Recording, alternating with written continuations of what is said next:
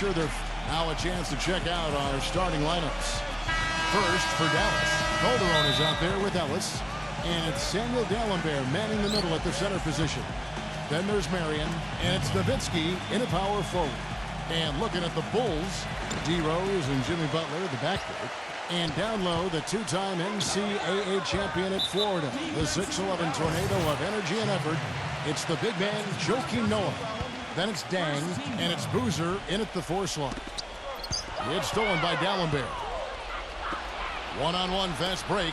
Here's Calderon, and the officials call goaltending, so they'll award the basket. You know, the instant that steal was made, they were off and running the other way. Ball pressure, then a run-out seed. That's perfection to me. It was a rough year for the Mavs and their fans. The first time since 2012 the Mavericks found themselves out of the playoffs. A big reason why was they couldn't get the wins they needed on the road. That is good.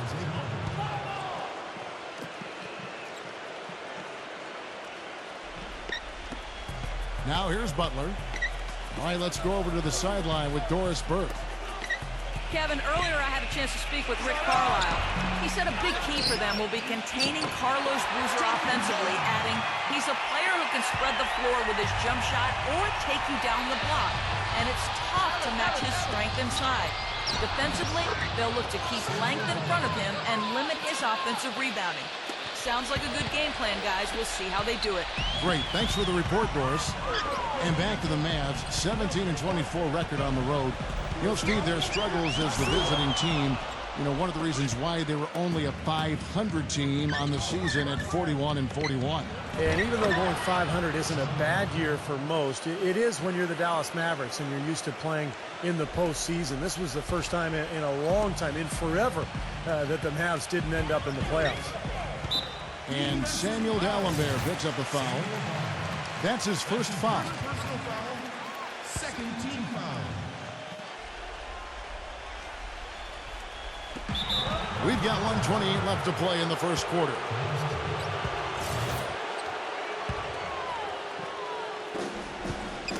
Tipped. And that's out of bounds. Dallas will retain possession. Mavericks have gone 4-4 to start, so a nice offensive rhythm to start here. Good, and the assist goes to Ellis. Boy, I tell you what, nice little run here they're going on. Now the story is points in the paint, Clark. I mean, they're getting point-blank shots every time down. Well, Monte Ellis has never been short on confidence, and last year he went as far as comparing himself to Dwayne Wade, saying the only difference between them is that Wade has rings. That's a pretty big difference, though. And you talk about the talent and confidence for Monte Ellis. Steve, what's the balance between confidence and like overconfidence? Well, I think the balance is in your decision-making, and that's the trickiest thing for really talented young players to figure out. It's just when to attack and when to back off a little bit. And that's all stuff that just comes with experience. Gets it to go. Wright's got his second bucket of the night. And taking a quick look here, guys, at the hustle stats for Dallas. Boy, they've really amped up the pressure at the defensive end, guys, and have piled up the steals in the early going. Yeah, I do too, and I think they're also getting some good looks in transition, doing a nice job of running the floor. For Chicago, they've gone 1 of 3 from the field to start this one so far. On the wing, Dang. Tipped away. To the paint, and here we go. The Mavericks in a fast break. And Vince Carter with the slam. And the early lead just keeps on growing. Another basket. And the way they've done it is with an extremely potent inside attack. Here in the first, just under 2.5 minutes played so far. Rose with the ball. Devin Harris covering. Gets the bucket. I'll tell you what, he is so difficult to guard, especially on a shot like that one. Mavericks leading by 12. And the foul on Monte Ellis. That's his first foul of the game, and the bonus will go to the free throw line. Chicago shooting their third and fourth free throw attempts of the game. And they averaged about 77% from the free throw line a year ago. So this is a solid free throw shooting team. And you can't take those numbers lightly, fellas. I mean, their free throw shooting made a difference for them in a lot of their games last season. Jake Crowder's checked in for Dallas. Here's Ellis. Pass to Carter. From deep. The shot no good. And here's Heinrich. Banked in off the glass. Heinrich's got his first 2 points. Well, every once in a while, he'll show us some pretty good moves around the hoop. A 3 off the inbound. And as the first quarter wraps up already. Welcome back, folks. Thank you for tuning in to the NBA on 2K Sports as we get set to get going once again. Hey, during the break, players getting a chance to refuel and hydrate with some Gatorade as there is more basketball in store. And guys, what's your take so far on the Mavs? Well, I'll tell you what, I like what I've seen from this club defensively. They're forcing a lot of turnovers with their quick hands and ability to play the passing lanes. Well, you talk about quick hands, but I think it's the mindset of being aggressive and then obviously being active with the hands, tracing that ball so you can come up with deflections that may lead to steals. And keeping us updated from the sideline, let's swing it over to Doris Burke for an update. Hi, Doris. No doubt, Kevin, a stressful summer for Monte Ellis. He turned down an extension from the Milwaukee Bucks that would have amounted to $36 million over 3 years. When the offers didn't come fast and furious, he fired his agent. He ended up taking a deal with the Mavs for 3 years, $30 million. 5 of that in incentives. Guys, at least he's close to home. Dallas, a 6-hour drive from his hometown of Jackson, Mississippi. Good point, Doris. Thanks. Good. Wright's got his 3rd bucket of the night. I don't know what's happening to their defense. I mean, they don't have any effort, any purpose. And it's really costing them. I mean, the last 5 baskets at that end have been on very easy looks. Gets it to go. And that's 10 straight points in the paint. I mean, defensively, the wind has just been knocked out of their sails. Need to get more bodies committed down low. And the first timeout of the game called for Chicago.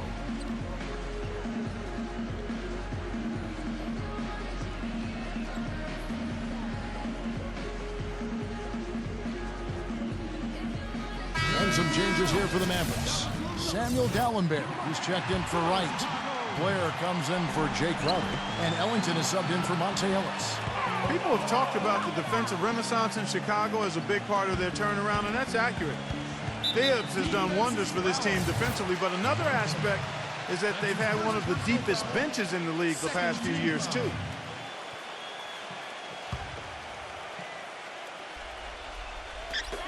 And there's a minute 45 left in the second quarter. Some nice ball movement by the Bulls. Praise the 3 while he's being fouled, and he might be able to make this a 4-point play.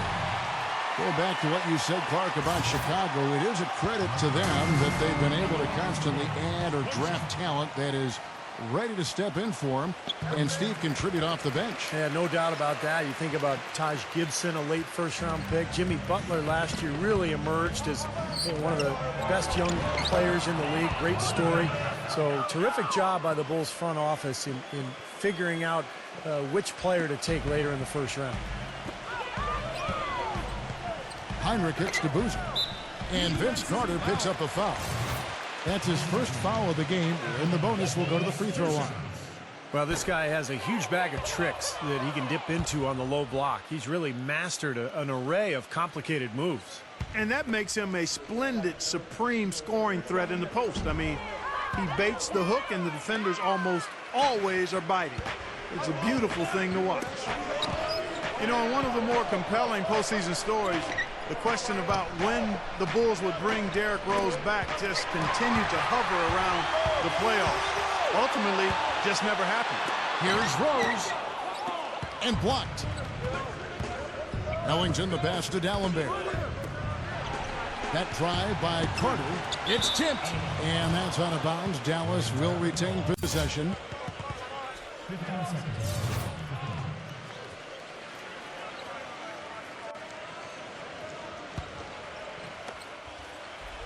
Here's Blair. And count the basket. He was fouled, and he's going to the line for one more. Well, back to the Bulls, and even without Rose, I think the team made a big statement, Steve, with how they played in the postseason. They showed that they weren't just a one-man show with Rose running things and have a solid core and system that will always compete.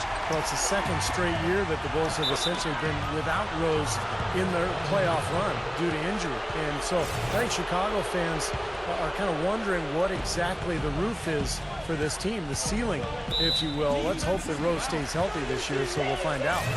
And Samuel Dalembert picks up a foul.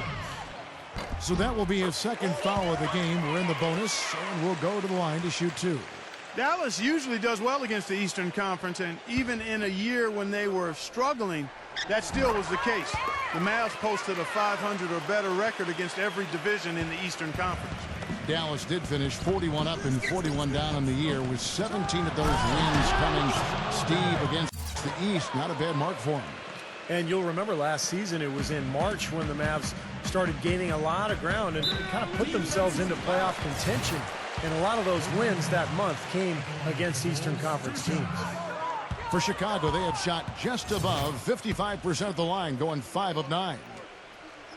Noah once again had a really solid season, but his field goal percentage numbers dropped from where they had been the past few years. I think part of it was not having Derrick Rose on the floor, and then also he was hurt. Plantar fasciitis bothered him some. But not having Rose, I think, led to Noah forcing the issue a bit. Bulls trail by 12. Outside Rose. Boozer got a piece of it. Puts it up from 17. A shot by Marion, no good. Here's Dunleavy. Rose attacking, and he finishes nicely on the way. Rose has got 10. Late reaction from the defense, and he's always going to make good on that. Carter. And so we conclude the first half. The Mavericks on top. And one of the shores of Lake Michigan, the lights of the great city of Chicago, as we return. Kind of like what Derrick Rose has done in this game. He went off in the first 2 quarters, guys, as he's capable of doing. We might see some changes here in the defensive approach they use on him in the second half. Yeah, they've got to make some sort of change. I mean, they can't let him continue to torch him like he has been. And Doris Burke has a report for us from the sideline. Well, the Mavericks have been a terrific franchise. Since the turn of the century, 11 straight 50-win seasons, third longest streak in NBA history, culminating all with that NBA championship in 2011. But as much success as this team has enjoyed, it's also shown a restless eye, unusually willing to part with great players, whether Steve Nash or Tyson Chandler. And with the Mavs of late unable to attract the top free agents with their cap space, some fans might be left wondering if perhaps they should have danced with the ones who brought them. Guys? Interesting, Doris. Thanks.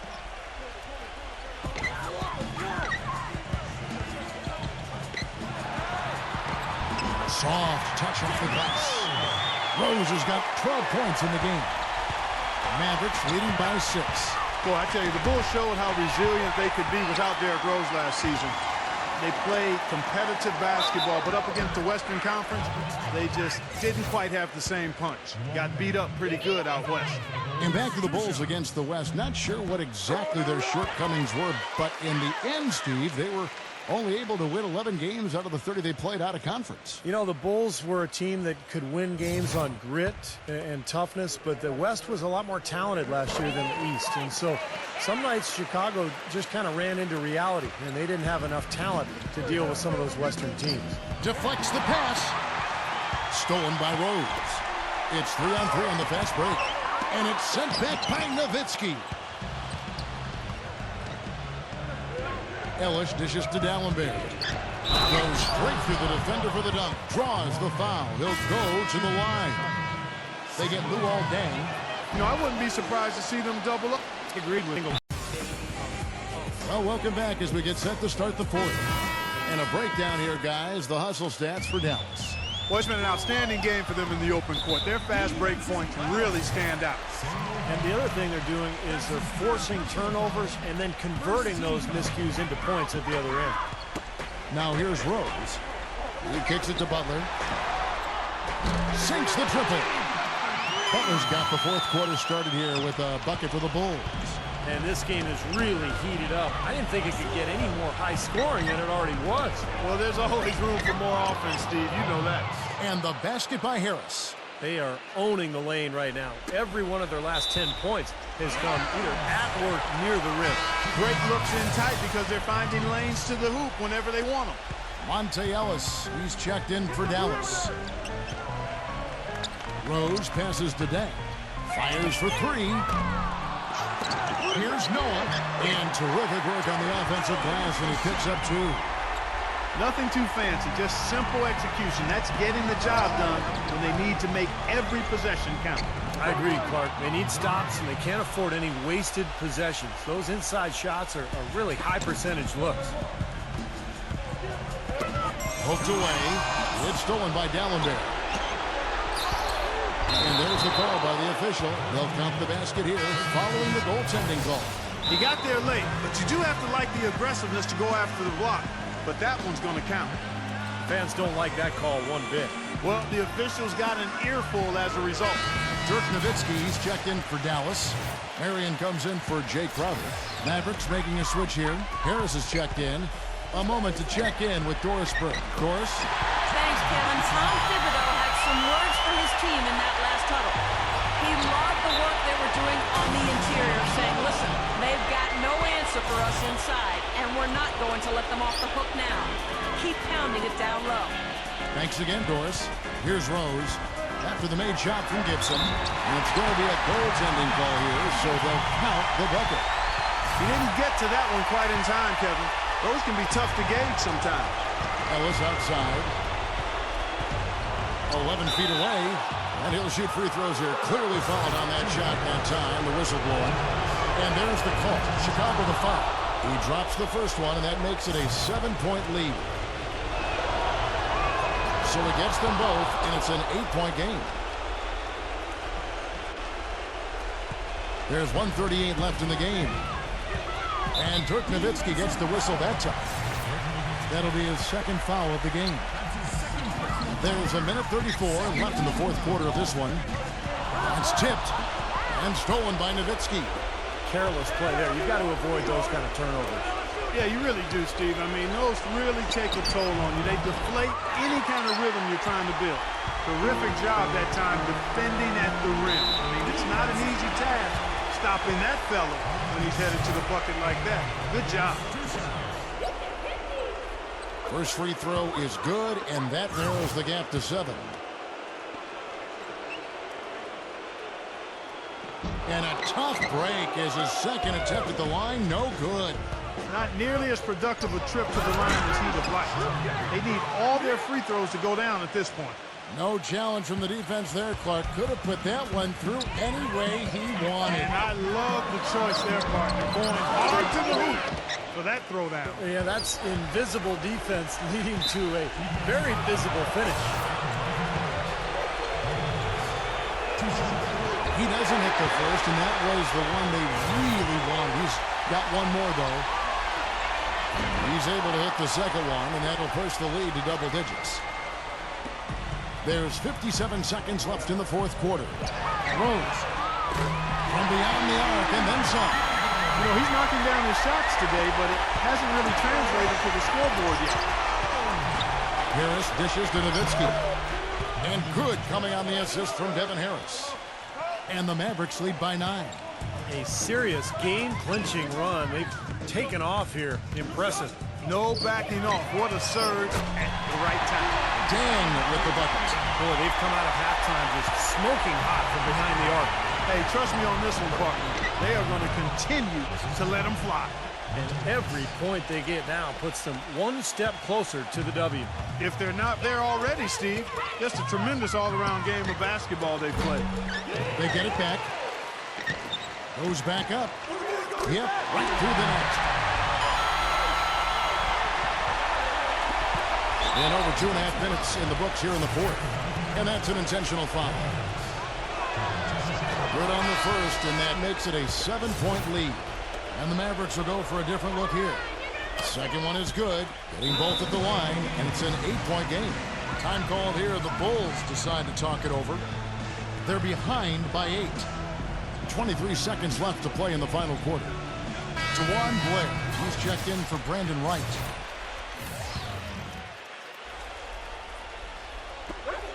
.23 seconds left in the fourth quarter. He feeds it to T. And again, Chicago. No good. Nowitzki drives in. And the dunk to finish it off. A beauty. Boy, you relish these sorts of road games where you come in and you get the job done. In a long schedule with the kinds of pressure of travel and tough opponents throughout the season, it's always good when you play a game like